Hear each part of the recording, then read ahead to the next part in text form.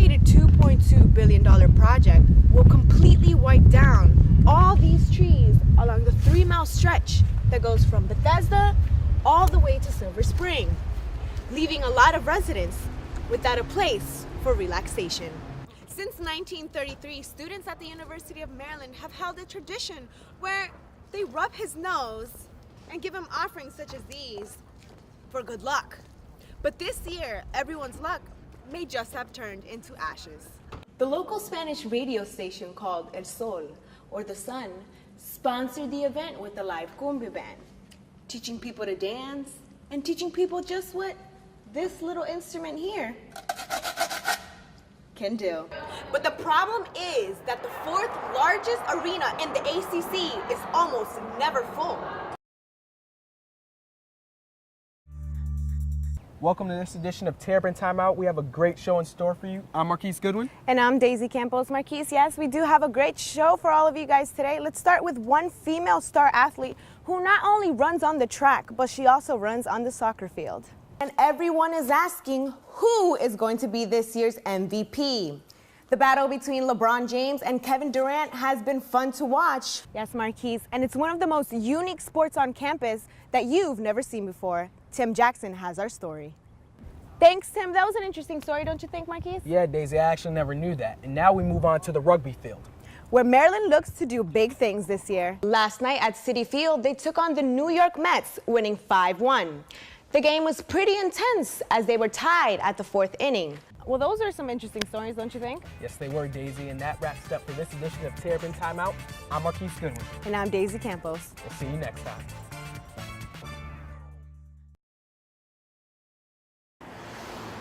Every day, dozens of people use the Capitol Crescent Trail, from runners to bicyclists. Even mothers walk their children here daily. I'm here every day, walking every day. But the busy trail may be headed towards a curve. Users like Joel Hirsch say a change in the metro system may run right through the neighborhood.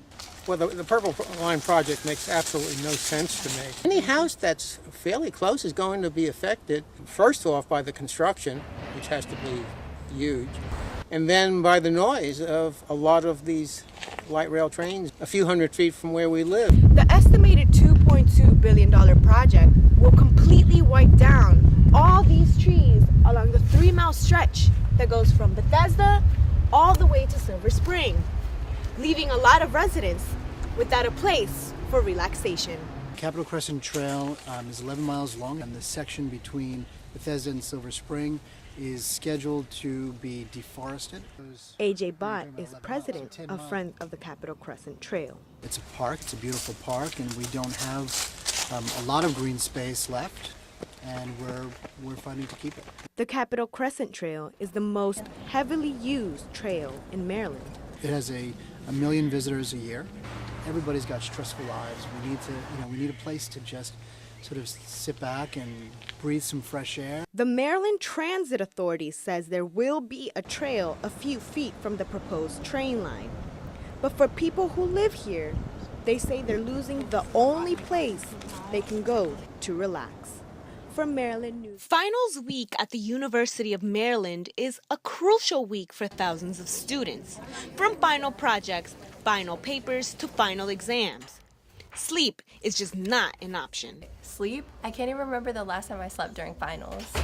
I always rely on coffee, energy drinks, and Testudo to get me through the night. Since 1933, students at the University of Maryland have held a tradition where they rub his nose and give him offerings such as these for good luck. But this year, everyone's luck may just have turned into ashes.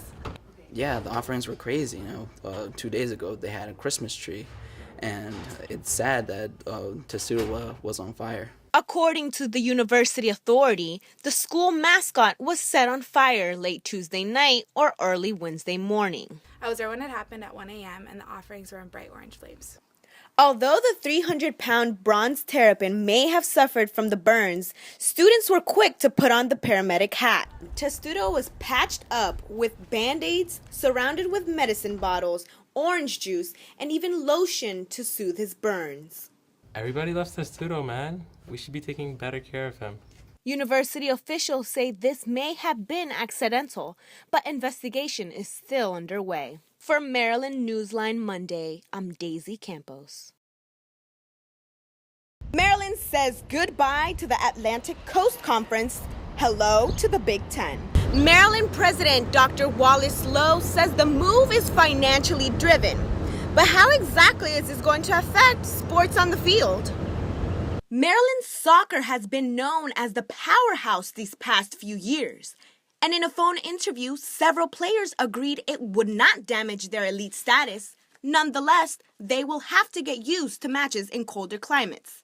Head coach Surovsky will continue to sign top recruits, but coaches of Maryland's third signature sport, lacrosse, fear a conference swap might jeopardize the school's recruiting identity. We're only joining 3 teams, and even if we had Maryland, Rutgers, still only going to be 5 teams, not enough to be considered an official D1 sport by Big Ten standards. Men's lacrosse fears it may vanish, but Terp fans are more concerned that Beat Duke will no longer be heard at Byrd Stadium nor at the Comcast Center.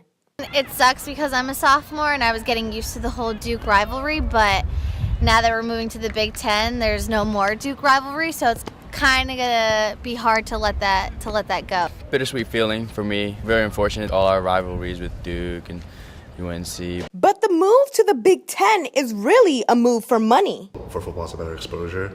We're going to be on the Big Ten Network, so there's definitely going to be more people watching us, and that means more money coming into the university for academics and athletics. As this school year comes to an end, Maryland hopes the Big Ten will be big for them in all ways possible. But that is something we will have to see. For Terrapin Timeout, I'm Daisy Campos.